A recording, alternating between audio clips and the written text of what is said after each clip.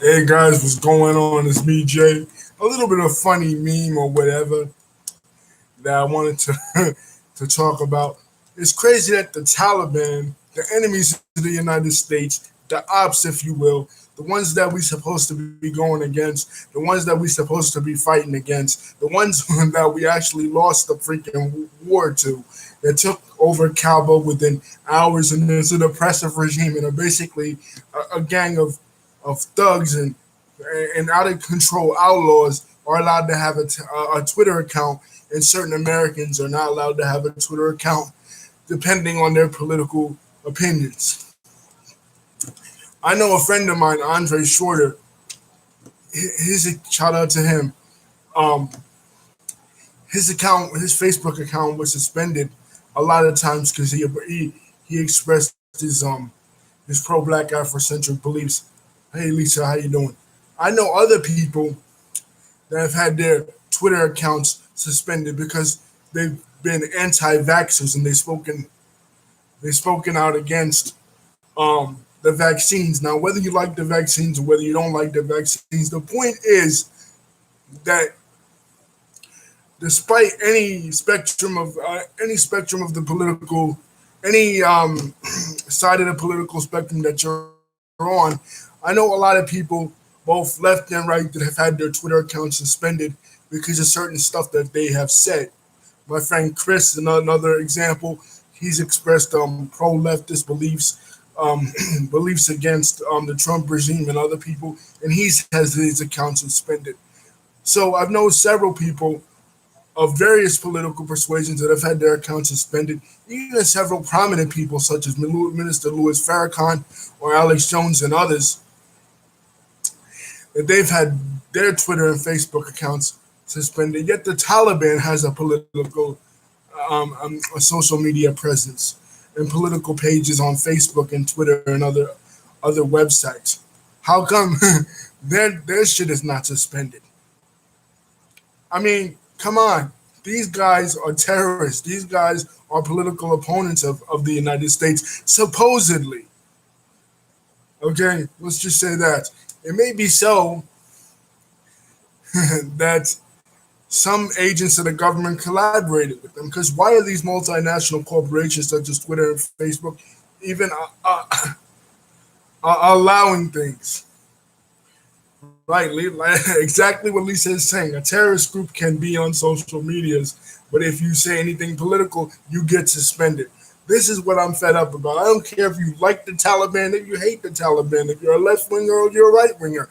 If you're pro vaccine or anti vaccine, if you're just talking about history, you're not talking about, you're just talking about pop culture or stuff in the news. For certain stuff, you will get suspended, and for other stuff, they deem acceptable, you won't get suspended. And if we're Americans, and this is our country, and these organizations are American established like they're supposed to be, they're supposed to serve the needs of the people and not the needs of a foreign entity, a terrorist organization from overseas that pretty much handed our ass to us in a war. I mean, this is ridiculous. You know what I mean? Like, just like the meme says, well, not no one, not a fucking mask in sight. In other words, are they gonna start knocking on the caves of the Taliban, asking if they got vaccinated? I don't think so.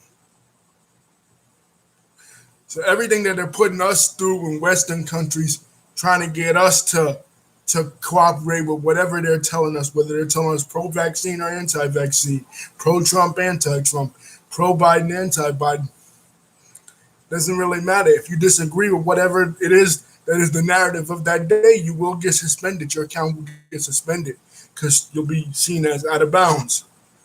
But these guys aren't out of bounds.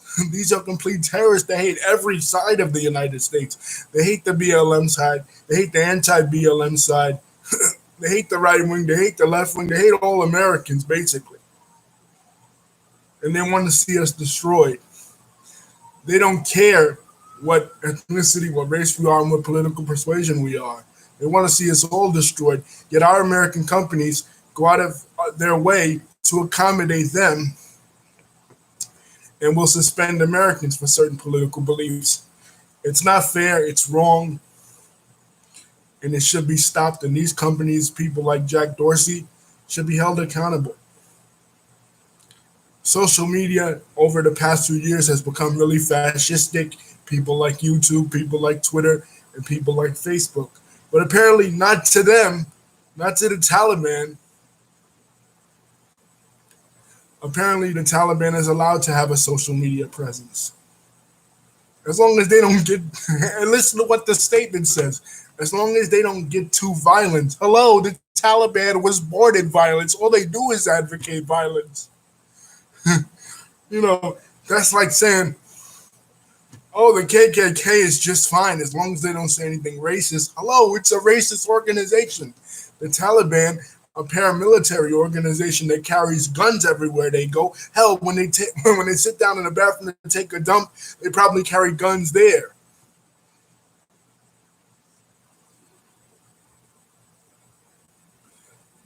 But no, us Americans that are simply expressing our political displeasure with a certain political group, we get banned, we get suspended, we get thrown in Facebook jail. Yet these outlaws, these illegitimate ruffians and reprobates are still allowed to roam in social media. It's not right, it's wrong, and it's irresponsible.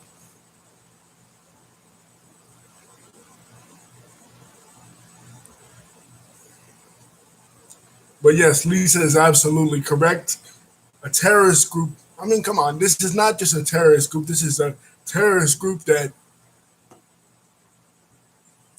defeated the United States, that perpetrated the acts on us of 9/11. They were responsible for 9/11. They harbored Osama bin Laden for 11 years. I think this group should be suspended from all social media accounts. If they want a social media presence, they should establish one of their own. Peace. Don't forget to like and subscribe. Thank you, Lisa, for contributing. Love you guys.